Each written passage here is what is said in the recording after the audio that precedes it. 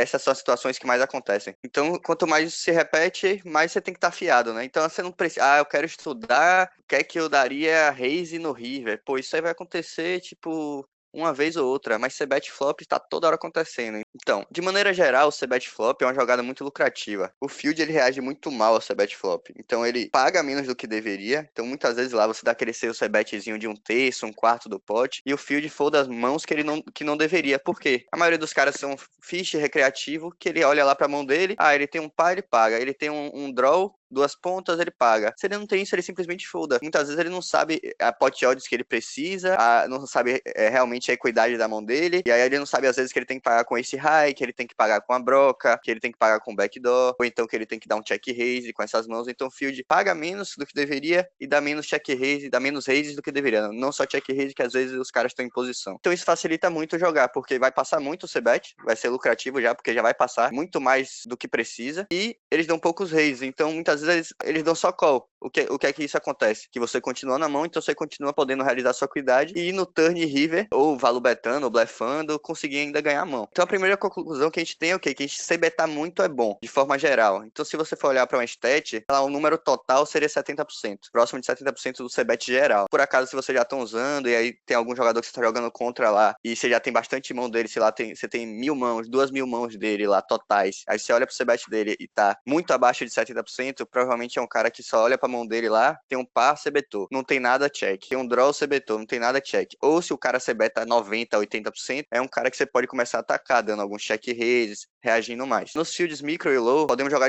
de forma bastante explorável. Você não se preocupar em estar balanceado. Nesse spot eu C-beto por blefe, por valor, desse jeito. Não, você não precisa se preocupar com isso. Primeiro, como eu falei, você joga contra vários caras que são fish, que são recreativos, e a maioria dos fields que você enfrenta é muito grande. Então, mesmo que tenha um reg lá, por exemplo, até vocês aqui do time, é muito difícil vocês se encontrarem nas mesas, né? Porque tem um monte de jogador lá, então você vai encontrar uma vez ou outra. Então, vocês não precisam se preocupar nisso. E o C-bet, então, é uma jogada que a gente pode aproveitar muito disso, em estar explorando bastante o field. Seja pensando em C-betar por valor, por blefe ou por proteção. Um exemplo bem claro disso é, tipo, às vezes você tem lá um top pé, top kicker, que é uma mão muito forte, você quer C-betar, você quer extrair muito valor, né? Então, você pode C-betar um size alto, 2/3. O que acontece? Você sabe que você tá enfrentando um cara lá, que ele olha pra mão dele, se ele tem um par, ele paga qualquer size. Se ele tem um draw, ele paga qualquer size. E se ele não tem nada disso, ele vai só foldar. Então, pra que você vai fazer um size pequeno? Aí você faz um size pequeno o quê? Com seu blefe. Porque aí você vai investir menos e vai ter o mesmo efeito. Mas com a mão de valor, não. Você vai, solta a mão e faz um size alto.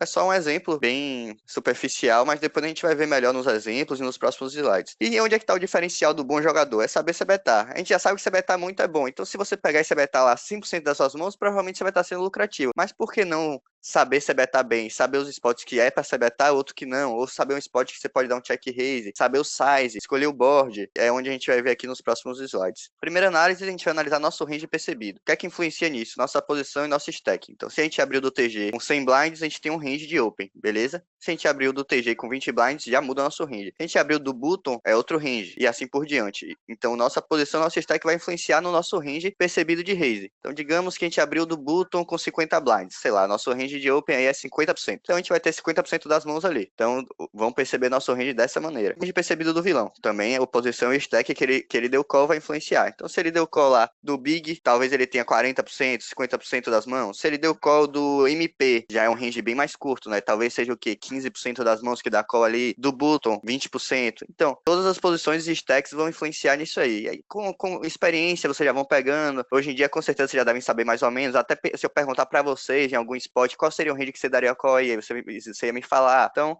você já consegue ter uma noção ali do range do cara. E isso a gente analisa por quê? Porque a gente vai comparar um range com outro, analisar o board e ver quem é que tem a vantagem ou não, e aí se faz sentido betar ou não e que size faz sentido betar. No caso de multi-way, como tá aqui nesses slides, as equidades ficam muito divididas. Quando é você contra um, às vezes você tem 60%, o cara tem 40%. Aí você e mais dois, um tem 30%, outro tem 30%, outro tem 30 e pouco, um tem 40 e pouco, outro tem 20 e pouco, então fica muito dividido. Então é muito difícil você ter uma vantagem muito grande quando você tá multi-way. Então acontece que diminui muito a frequência frequência de c-bet. Com certeza você já deve ter percebido, vocês estão jogando a mão lá, abriu, 3 caras pagaram. Pô, pra você c-betar é foda, então você vai c-betar o quê? As suas mãos muito fortes ou seus draws muito fortes. É muito difícil você dar aquele c-betzinho ali com ace high da vida, com um backdoor, porque vai passar muito pouco realmente. Então eu dei um exemplo aqui sobre a gente enxergar um pouco da vantagem de range, que é o TG versus o Big. Então digamos que tá lá do TG, um certo spot, que seu range de open é 15%. E o Big Blind paga 40% das mãos. Quando bate o flop as dama e 7, o TG tem muita vantagem de range, porque nesses 15% aqui, tem muitas mãos que tem Ás, que tem Dama, tem o Ás-Ás, tem o Dama-Dama, tem o 7-7, tem o Ás e Dama, então acerta muito esse board. Até as mãos que erram, que é o quê? Um Rei-Valete, um Valete 10, um Rei-10, todas essas mãos, tipo, tem uma certa equidade, tá ali naquele, acertando um pouquinho do board. Então, o TG tem uma vantagem de range muito grande, né? Porque pensa lá, o Big tá pagando 40% das mãos. Olha o tanto de mão que errou nesse flop. Ele tá pagando com todos os valetes suited, todos os reis suited,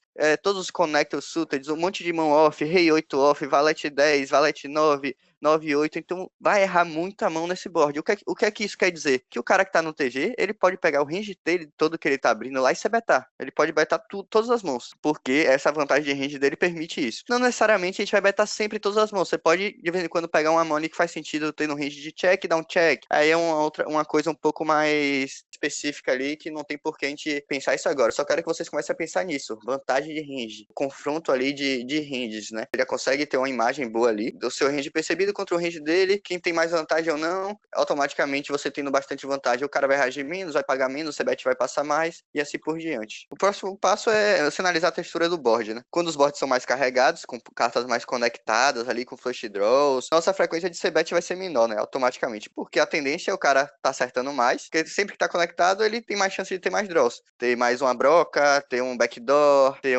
duas pontas, ter um flush draw, enfim. Então, de forma geral, analisando assim, boards carregados, cartas conectadas, flush draws, menor frequência de CBET. Os boards menos carregados, que estão ali desconectados, que ele é rainbow, que ele não tem flush draw, ou que ele é monotone, a nossa frequência de CBET vai ser maior. Por quê? Porque o cara tá errando mais o board. Então ele não tá acertando ali broca, não tá acertando duas pontas, ele tá acertando mais só um par, sempre. Ou ele tem um ace high, ou ele tem lá um backdoor muito específico, mas ainda assim é difícil. E o monotone é a mesma coisa. Tipo, ele só vai continuar com par ou uma carta que tenha do board ali, o flush draw, né? Então isso diminui muito a frequência do cara acertar. São boards que a gente pode considerar boards secos, nossa frequência de c-bet aumenta. Mais uma vez, tem exceções, né? Então, tipo, vai ter lá o board menos carregado, mas que tal range acertou bastante. Ou board monotone, só que ele é conectado. Então, e a depender do range que você tá enfrentando, você também tem que abrir o olho. Mas, de forma geral, é isso. Boards carregados, menor frequência de c-bet. Boards secos, maior frequência. E nosso size, como é que a gente decide? O size, ele é decidido relacionando com isso aqui, com nossa frequência de c-bet. Então, pense lá. Quanto menor for nossa frequência de c-bet, mais faz sentido o nosso size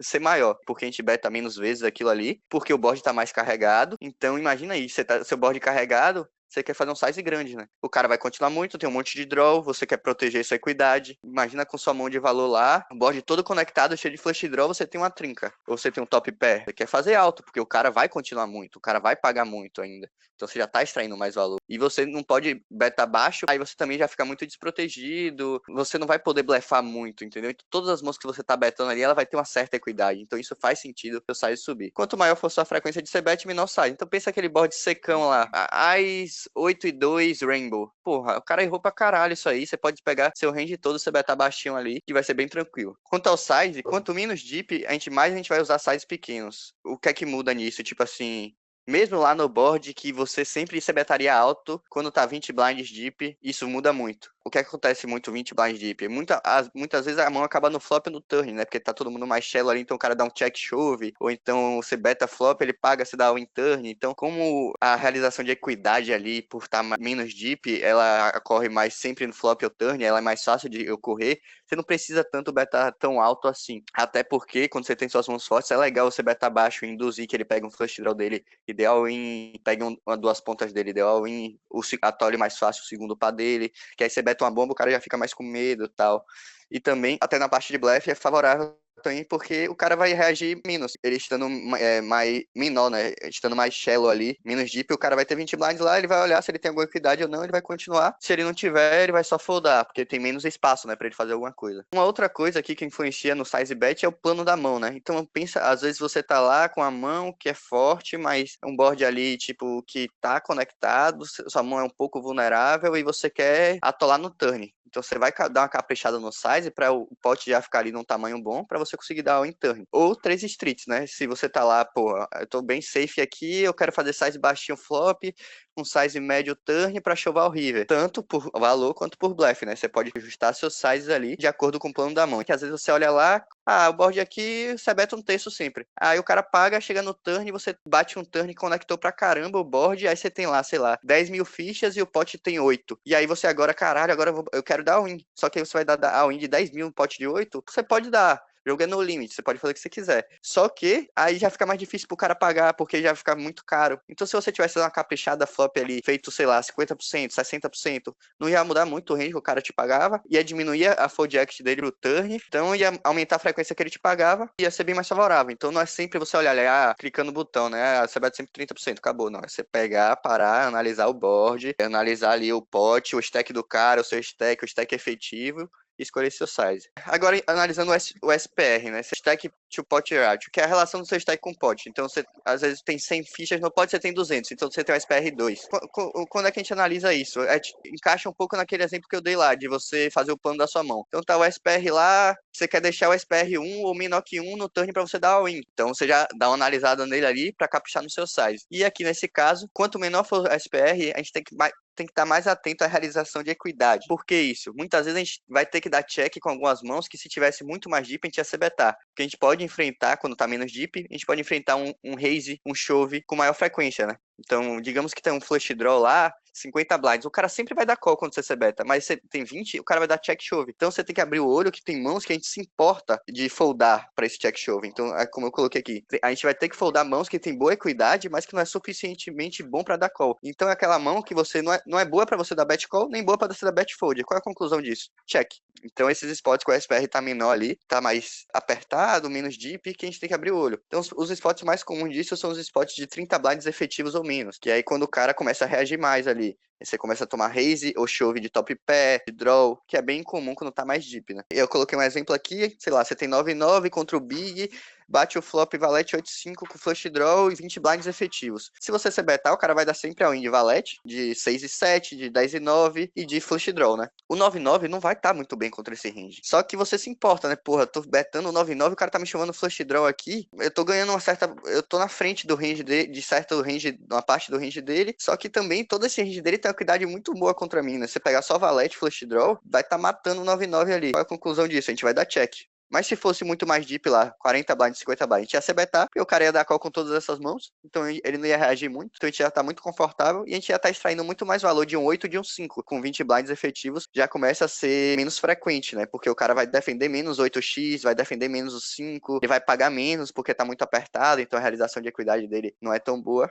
Não só nesse caso do 9-9, às vezes você tem, tipo, até um Ice Dan, um Ice Rei nesse spot, pô, você já se importa um pouquinho, você tem uma cuidado boa contra tudo, você tem duas overs, você tem bons backdoors, então você se importa de dar bet fold, então você tem que abrir o olho ali também pra ver se realmente o C-bet vale a pena ou se simplesmente o check atrás não é melhor. Agora falando mais sobre o C-bet fora de posição e o C-bet em posição, OP, que é out of position, que é os termos que a gente acaba utilizando mais, que, como eu tinha falado, a gente vai ter uma menor frequência de C-bet. Por quê? O fato de estar fora de posição desfavorece muito, pois a tendência é que o vilão pague muito mais com mãos que não são naturais, pela vantagem de ser o último a falar. Então pensa lá, bater um board valete high, o cara tá do button, você tá lá do MP. Ele não folda rei dama, ele não folda dama 10 com backdoor, ele não folda esse raiz com backdoor, porque ele está em posição, ele tem uma certa equidade, às vezes ele pode ter sim a equidade necessária para o preço que ele está recebendo, e ele está em posição, então às vezes bate o backdoor dele lá, ou então a gente dá aquele c-betzinho no passe e dá check, ele consegue blefar a gente depois. Então basicamente o que acontece é que o nome disso é float, né? O vilão acaba flotando muito mais com mãos que não são naturais. Então o que acontece? A gente vai ter que diminuir muito a nossa frequência. Uma estratégia que a gente pode adotar é a estratégia de check raise, né? Mãos que a gente c-betaria ali se a gente estivesse em posição, a gente pode dar check, porque o vilão pode atacar atacar bastante quando a gente dá check, né? Tanto com as mãos deles que acerta, quanto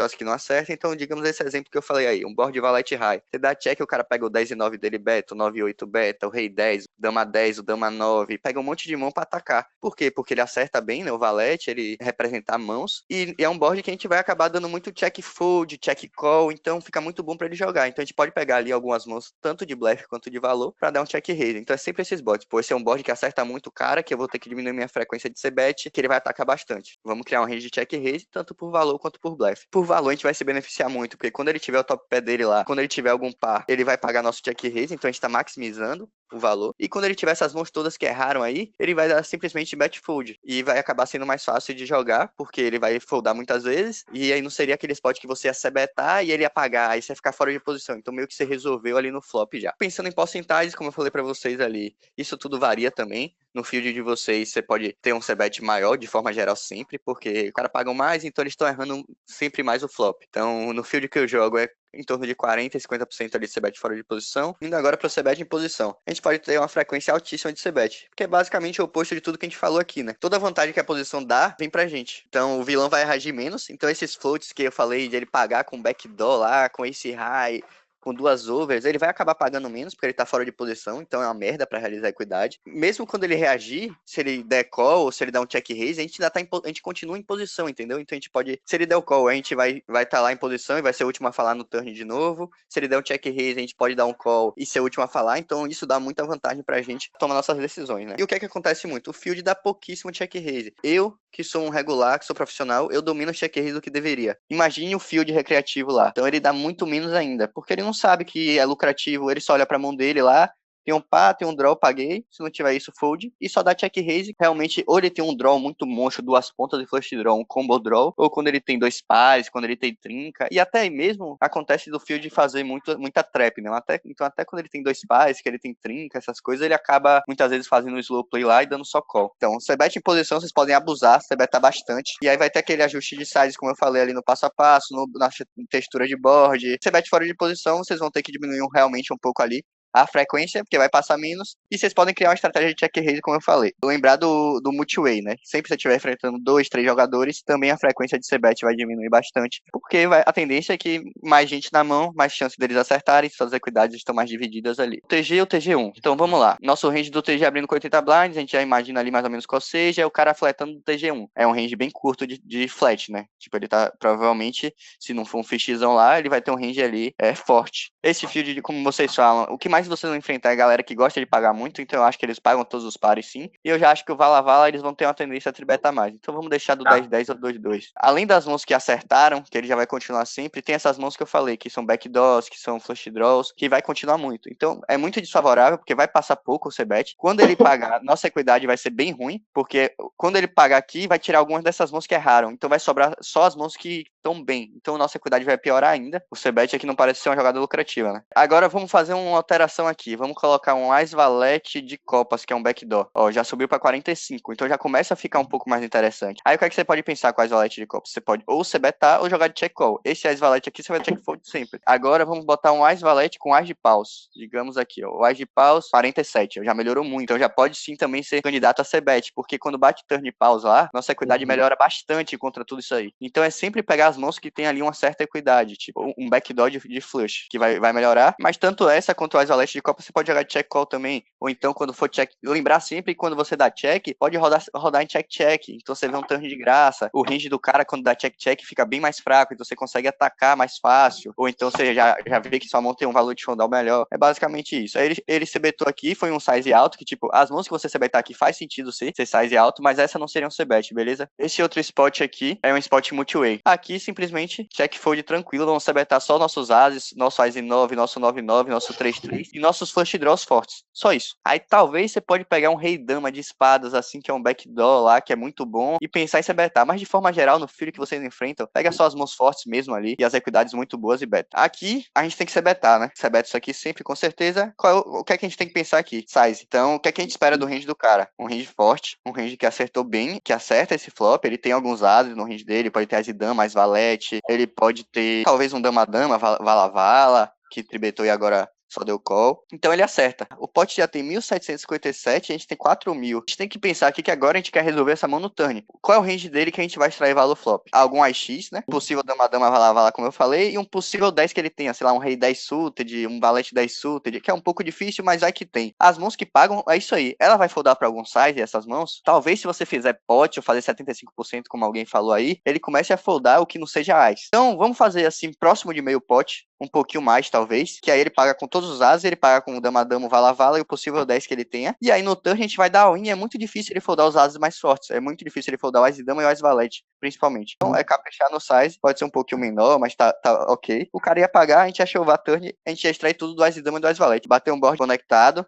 com flush draw, e é um board que acerta relativamente o range dele, né? Porque ele paga com as overcards ali, ele paga com rei X, com dama valete, dama 10, valete 10, com os 9, ace high, dama high. Como o small contra big são ranges muito amplos dos dois lados, é muito mais fácil ele continuar com dama high da vida, com backdoor, porque ainda tem um certo valor de showdown, com ace high. Então, é um board que ele vai acabar continuando bastante. É o C-bet, é o flop. Realmente é um board desfavorável. Se você quiser dar check fold aqui, eu não vejo problema nisso. Mas se você for C-betar, tem que ser um size um pouquinho mais alto pra gente gerar um pouquinho mais de fold act ali de algumas mãos. E aqui fez 25%. O cara vai querer pagar com tudo. Ele vai pagar com qualquer valete high, qualquer dama high, com os 10x lá, backdoor. Ele só vai foldar ali mãos de pause e de espada que erraram muito. É difícil achar essas mãos. Então, esse C-bet aqui basicamente não faz sentido porque o cara vai reagir muito. E, tipo, fazer com que a jogada seja lucrativa no flop e depois realmente desligar.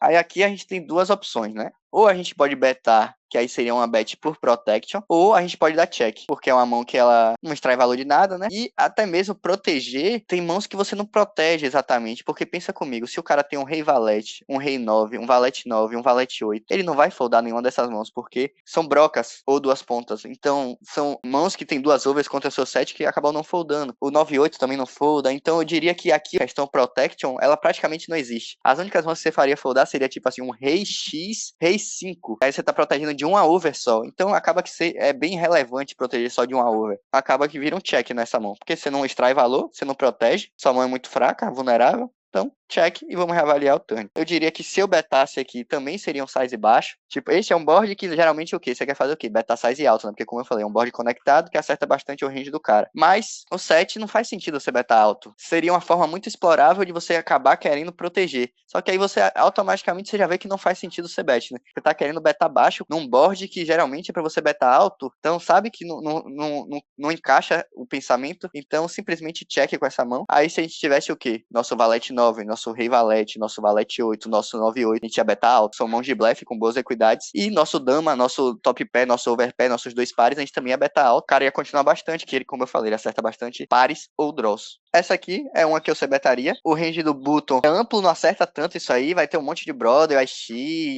suited de connect ali. Não acerta tanto esse board. O rei dama com o rei de paus tem equidade boa contra o range dele que continua. Qualquer pack dele continue, qualquer IX. O rei dama vai ter duas over, vai ter o backdoor de paus ali que melhora bastante. Vai passar muito o flop já. Quando não passar, tem a nossa equidade. Aqui a gente tá enfrentando três caras. Mas ninguém tem as ninguém tem rei, ninguém tem as e rei. Então nosso as 10 ainda tá bem contra esse range. Tipo, vai ter uma frequenciazinha ali de às vezes as e dama, mais valete, mas até essas mãos eles podem tribetar às vezes. Parece que a gente tá bem safe com esse as 10 aqui, a gente tem valor pra extrair. A gente betando, a gente nega uma equidadezinha de algumas mãos também, que é legal. E a gente também tem o as de espada, então até quando bate uma espada, a gente tá muito bem. Então vamos betar ali com certeza. Sobre o size, eu acho que 70/5 é exagerado. Tá contra 3, eu já acho que começa a ser um pouquinho mais fácil dos caras foldarem algumas mãos. Então, por exemplo, esse cara que tá no MP, digamos que ele tem um rei valete aqui. Tem mais dois caras pra falar ainda. Você beta muito alto, ou ele pode foldar flop, ou se ele pagar flop, ele folda fácil, muito fácil turn. Então a gente não. Pra que a gente vai dificultar a vida deles? Vamos fazer próximo de meio pote ali, que já tá bem legal.